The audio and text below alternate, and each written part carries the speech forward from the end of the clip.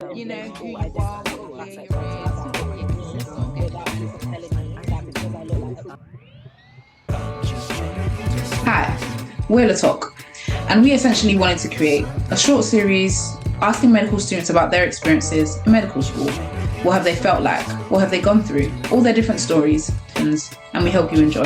So I'm Chennai, I'm 23 years old. I'm Liddy, I'm a final year medic. Yes, my name is Anne. You can call me Ezzy, you can call me Anne, whatever. Just recently started my final year of medical school at the University of Southampton. So it's been 6 years now and it's been quite a journey. I've just started. I really don't have much to say about final year, but I've completed 4 years of medical school now at St. George's. So the first main question, can you talk about a time when you struggled with your identity and belonging during your time in medical school? Sure. So I started medical school straight after sixth form. So I was 18 and naturally kind of like these years are very formative for me personally. I didn't really know who I was, what I wanted out of life, and kind of like my beliefs. I was kind of lost almost. So in the beginning, starting kind of like a whole new life chapter was really difficult for me. And then medical school in itself kind of posed like its own unique challenges because of who I am and where I'm from. Um, yeah, it was hard to kind of adjust to a completely different environment, as well as kind of change, shift gears in your brain in terms of how you study and stuff because you want to do well. I think the nature and like the culture of medical school wasn't really appealing to me in the beginning, I should say, and that kind of didn't really help with my ongoing kind of like identity issues. I felt like kind of the culture of medical school, the medical societies weren't really made for people who looked like me, or I never saw people who looked like me kind of engage authentically kind of in those spaces. So that kind of dampened my experience as a whole. I never really felt involved in kind of like the medical school community. And that's probably partly due to maybe, let's say, my own kind of hesitance being in a new environment, but also kind of seeing what you're used to back home and seeing kind of like this new change and new culture and wondering, oh, like things are different here. Like I joke with my friends about how like, well, most of us are from London or let's say urban areas where we interact with people who either look like us or different kind of cultural communities on a day-to-day basis, and then kind of being plopped in like some random city where, you're interacting with people who may not have had the same background as you, which is also a good thing, opportunities to learn. But there comes points where you see kind of a bit of friction, like within like your social interactions, and it's made clear that, oh, I'm actually really different here. Oh, like that's not the way things are done usually, or for me, I find that very different from what another person is going through. So that was quite hard to deal with at the beginning, and I think it's really in like medical school there is like this unspoken friction between like the majority and the minority, and when you are the minority, like you 100% feel it, but let's say members of the majority either don't notice it or either put it down to some people are just not, they don't want to get involved or they don't want to, some people are just not made for this kind of lifestyle. So that really added to that kind of imposter-like syndrome. Yeah. So I found myself actually like, especially in the earlier years of medical school, I spent most of my time with non-medics. So I kind of found my people, my comfort zone outside of medical school. And there are pros and cons to that, of course, but yeah, like in terms of my own identity and where I wanted to kind of cultivate my sense of self, I definitely found them more outside of the sphere of medical school. Yeah, hopefully that answers the question.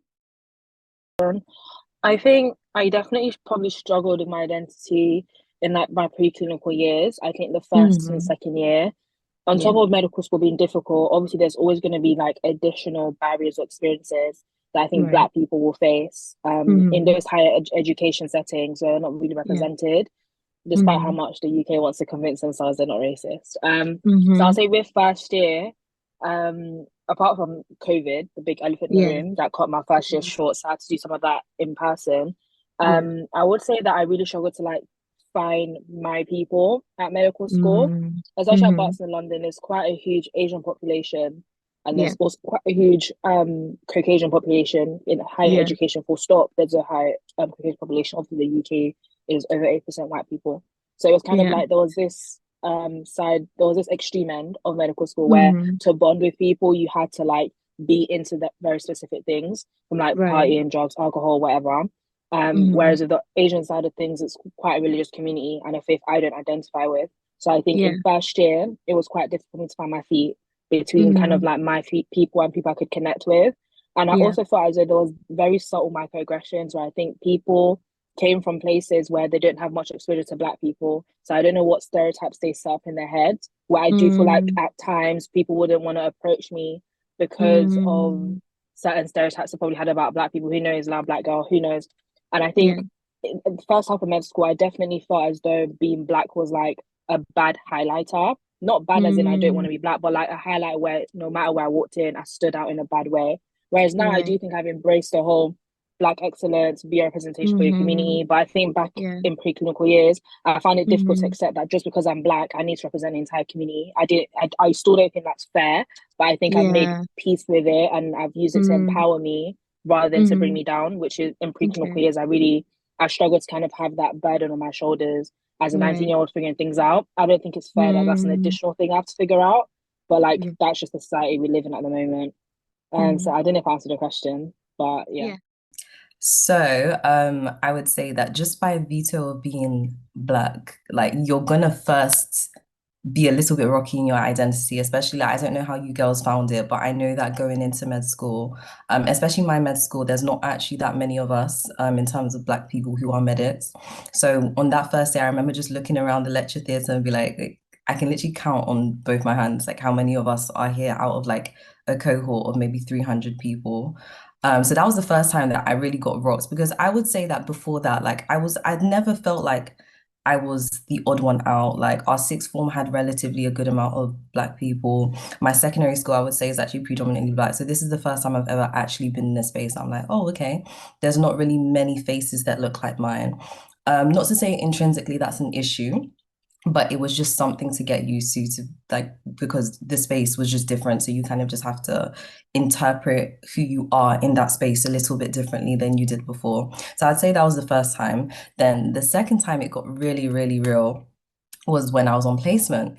Now, if you know anything about placement, like the goal of placement really is to get signed off, like to get your sign-offs, to make sure that you make the consultant happy, to make sure that the team has no issues with you so that your time is just very smooth sailing. And also for a lot of us, I know for me anyway, I didn't actually have a job before this. I've never actually been in the workplace before this. So also navigating, like being professional and everything for the first time during this setting was also something that was very new to me. Then as the extra, layer on the cake, you are someone that they could have very different perceptions with, like, because you can see, for example, my hair is an afro right now, whole talk of professionalism in terms of hairstyles.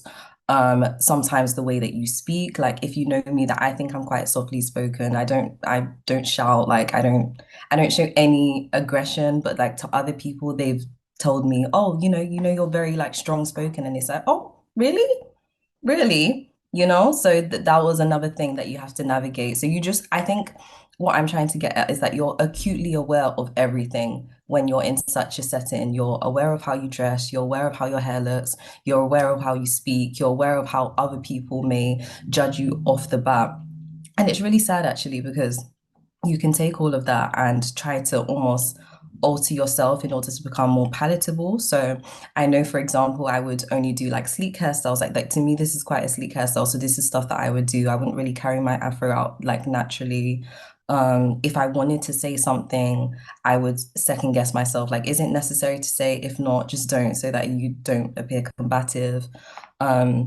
Sometimes the patients, you find yourself being almost extra nice to maybe like push against any prejudice they may have initially. So I think it's disappointing because I know this is stuff that like people that don't look like us don't think about. So it's really, really sad in the sense of this is something that we have to almost like, whether it's subconscious or conscious, like whether it's someone telling you directly, oh, your hair looks messy, or if it's subconscious, like, oh, maybe they feel like my hair is messy even though they haven't said anything.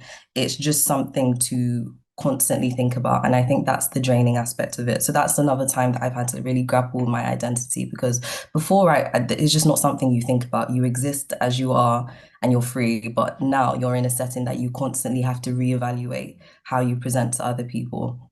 And we're all about spilling tea. So I will tell you that I've actually had very overt, like, racism on the wards. It's been very, very bad. So I can just recount a story of when a consultant to make the story like juicier, let me add some context that the consultant hadn't said 2 words to me. Like, this man was just not really about teaching me. He didn't care that a med student was on his ward. I was the only med student on the ward at the time. He just didn't care. Like, and any interaction he would have with me is kind of to like prove that I didn't know something. Like, he'll be like, oh, look at this ECG, interpret this ECG, knowing that it's like an ECG that even the F2s can interpret. So those were our only interactions. So we weren't boys like that. It's just important to add context that we were not boys. This was not like, workplace camaraderie or anything. We were just not Jews. Cool. So one time he looked at me and he was like, I think I had my hair exactly like that. Just imagine like a piney tail, a pineapple on my head instead of like at the back. So I had my natural hair out like that. And he was like to me, oh, did you, who paid for your hair? Like, how much did your hair cost? And I was like,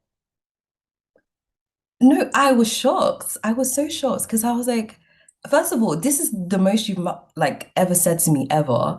Two, for you to assume that my hair is paid for, like this is the hair that naturally grows out of my head for one. And it's like there were just so many microaggressions, and I was very, very confused because I don't know what drove him to say that. And I think what really made it worse is that throughout the day, another med student looked at me and was like, "Oh, did you have like a bad hair day?" And I was like, "Wow, just for wearing the hair that grows out my head."